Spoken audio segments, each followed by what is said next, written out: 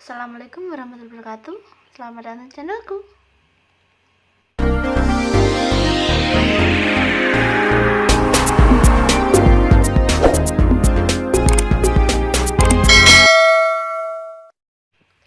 Alhamdulillahirabbil alamin.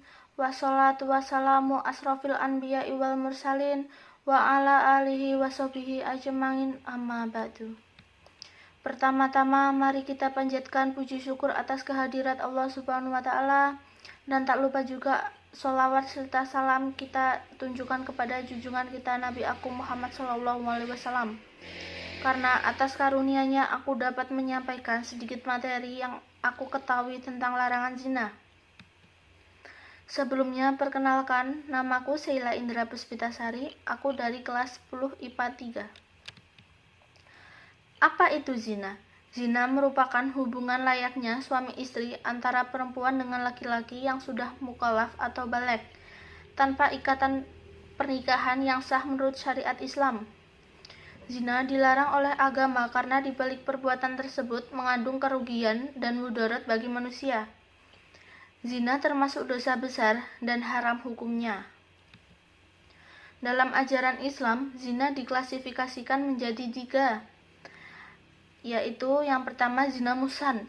Zina muhsan yaitu perbuatan zina yang dilakukan oleh orang yang sudah pernah menikah, baik dilakukan oleh suami atau istri, maupun orang yang sudah tidak bersuami atau tidak beristri. Hukuman bagi pelaku zina muhsan yaitu dirajam atau dilempari batu sampai mati. Yang kedua yaitu zina ghairu muhsan, yaitu perbuatan zina yang dilakukan oleh orang yang belum pernah menikah. Hukuman bagi zina ghairu muhsan yaitu dicambuk 100 kali atau diasingkan ke daerah lain dan dipenjarakan selama 1 tahun. Yang ketiga yaitu zina alaman. Zina alaman merupakan zina yang dilakukan menggunakan panca indera. Di antaranya yaitu zina mata. Zina mata merupakan zina yang dilakukan saat muslim atau muslimah memandang lawan jenisnya, menatap matanya dan berlama-lama tatapan dengan yang bukan mahramnya. Yang kedua yaitu zina tangan. Zina tangan yaitu zina yang dilakukan oleh orang yang bergandengan tangan dengan orang yang bukan mahramnya. Yang ketiga yaitu zina kaki. Zina kaki yang terjadi saat seorang muslim atau muslimah melangkahkan kakinya menuju perzinahan. Yang keempat yaitu zina mulut.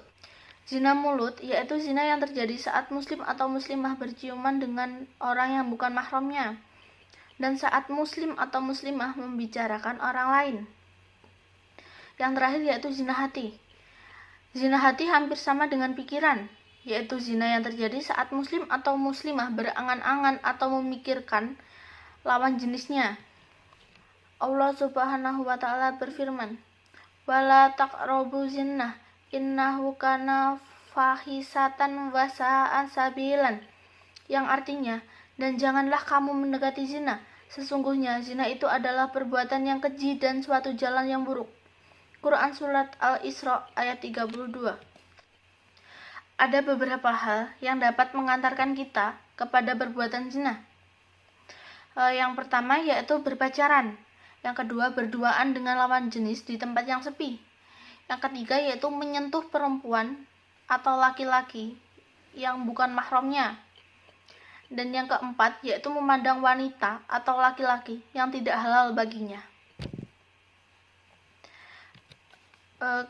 Dampak dari zina dapat dirasakan di dunia maupun di akhirat.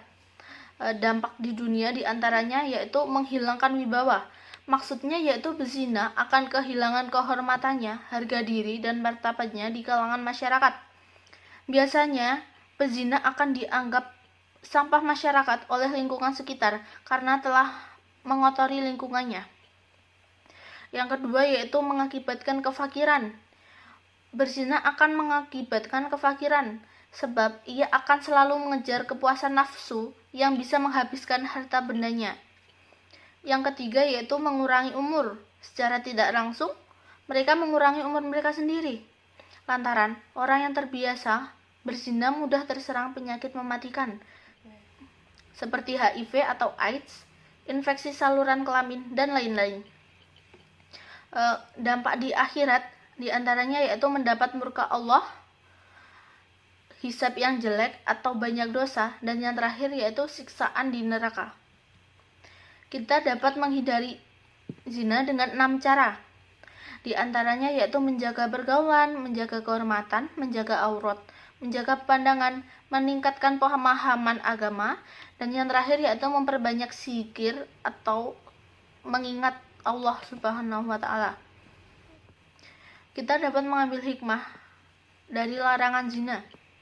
Di antaranya yang pertama yaitu agar tidak termasuk orang yang dibenci Allah karena telah melakukan perbuatan besar. Yang kedua yaitu menjaga kehormatan diri, keluarga, dan martabat. Yang ketiga yaitu agar terhindar dari penyakit yang ditimbulkan dari pergaulan bebas atau zina. Yang keempat yaitu mendorong untuk mendapat keturunan dengan cara menikah. Dan yang terakhir yaitu mendorong manusia untuk selalu ingat dan menambah ketakwaan kepada Allah Subhanahu wa Ta'ala. Sekian materi yang dapat saya sampaikan. Bila ada kekurangan materi atau kesalahan kata, mohon dimaafkan. Billahi taufiq wal hidayah, waridho wal inayah. Wassalamualaikum warahmatullahi wabarakatuh.